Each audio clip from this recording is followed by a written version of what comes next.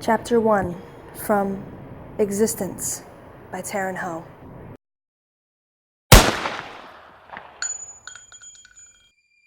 He held the gun in front of his face. It trembling in his hands as the sound of it firing echoed down the hall. The red hole formed in the center of the boy's head. It was in school. Daniel recognized the lockers that were stained in a bright blue. The boy, whose face was slightly blurry, like all of Daniel's dreams, fell back in almost a slow motion. Daniel began to shake. The gun dropped from his hand, and suddenly a girl's scream echoed down the hall. He didn't recognize the boy, and there never was a reason for shooting him. He awoke, breathing hard and sweating, the girl's screaming still bouncing around in his head. Daniel sat up and pressed the back of his hand to his forehead, slowly calming down. That was when he noticed his alarm clock beeping beside his bed. He let out a breath and brushed his black bangs from his face. He rolled over onto his side, reaching his right arm over and hitting the top of the alarm clock. The beeping stopped, and he was glad when it did. The clock read 6:51 a.m. Great. He had almost an hour to get ready. If he rushed, he could get ready in the next half hour and have another half hour to spare before he would have to bike to school. He folded back the blankets from his pale legs and stood onto the carpeted floor. His room was like any teen boy's room. Band posters hung on the white walls, the singer from 3 Days Grace staring at him as he rummaged through the drawers of his black dresser. His carpet was white, making it hard to clean if things spilled. Clothes littered his ground, with the occasional crumpled papers from assignments he had to write. Daniel pulled on a black hoodie and black jeans. Most people used to call him emo and goth because he liked wearing black, but he knew how to deal with retards like that from experience. He quickly ran his fingers through his bangs to try and tame his major case of bedhead. "Are you up, Daniel?" His mother's voice echoed through his room, suddenly making him jump on the balls of his feet and grip the fabric of his hoodie.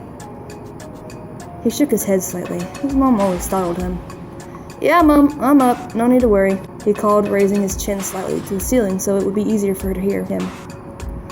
"Can you wake your sister and take her to school?"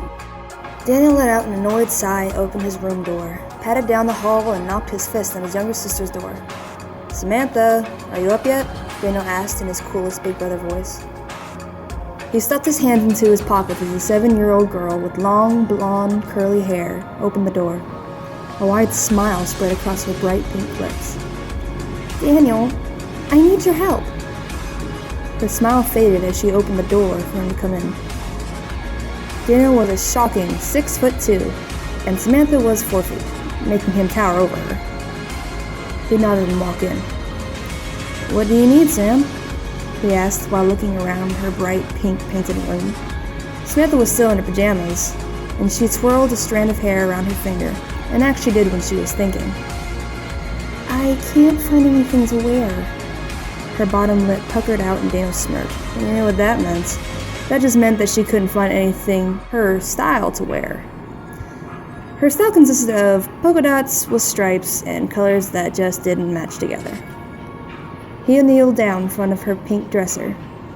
Now this was going to waste his spare time. "Why don't you just wear your pink princess dress from yesterday?" he asked, trying not to sound rushed. He dug through her numerous dresses, and her voice suddenly whined from behind him. "But it's dirty! I fell in the mud yesterday at Jean's party." Daniel turned his head to look at his sister, who had crossed her tiny arms over her chest and stared at the ground. "You know I hate it when you whine," he said in a quiet voice. "If you don't whine about anything, I'll bring you to school on my BMX instead of walking." She immediately smiled and made a motion meaning her lips were sealed. Daniel then turned away from her and pulled out a yellow sundress. Samantha's smile faded for a moment at the sight, but it quickly returned as she nodded. He handed her the dress while standing up. When she took it, he exited the room to let her change. He closed the door behind himself and walked back to his room. He quickly glanced at his alarm clock, which read 7:27 a.m. "Great," he growled. Where had the time gone? He still had to pack his bag and make his sister breakfast. He grabbed his black backpack and stuffed the books into it. He gave one quick sweep of the room with his eyes to make sure he hadn't forgotten anything, which he hadn't. Daniel exited the room and walked down the hall, put his bag at the front when he walked into the kitchen. His mother was sitting at the kitchen table with a cup of coffee in one hand and a book in the other. She was facing him, but was looking down at her book. The title, which was half covered by her hand, read "The Cell." "Shouldn't you be leaving for work?" he asked while grabbing a box of Cheerios. Her bright blue eyes looked up from her book and looked at Daniel. She tucked a strand of curly blonde-colored hair behind her ear. Her hair was the same color as Samantha's. Daniel had gotten the color of his father's hair. "I'll be leaving in a moment," she gave a small smile and then added, "after this chapter." Jane was his mother's name. She looked like a Jane too. Her attention went back to her book and Daniel poured his sister a bowl of cereal. They didn't know much about his father. He knew his name was Peter, and he knew he had the same black hair and eyes as Daniel did. Other than that, there was little he knew, but that was mostly because Daniel had pushed most of the memories of his father away. Peter had left the family when Daniel was 9, after his mother had gotten pregnant with Samantha. Just left in the middle of the night without saying goodbye, or at least that's what his mother said. Daniel didn't forgive his father for leaving, and he probably never would. He found himself staring at the woman who was his mother. She always looked happy, but it was a bitter happiness that only Daniel could see through. Jane had never been the same after his father had left. She never regained the happiness she had lost after Peter had left. He knew she had tried, and that she tried to keep happy for him and Sam, but it just wasn't the same. "Daniel?" He shook his head at his thoughts and turned to see Samantha standing with her yellow sundress on. She always pronounced his name like it were spelled Daniel when she wanted something, and that was exactly how she pronounced it then.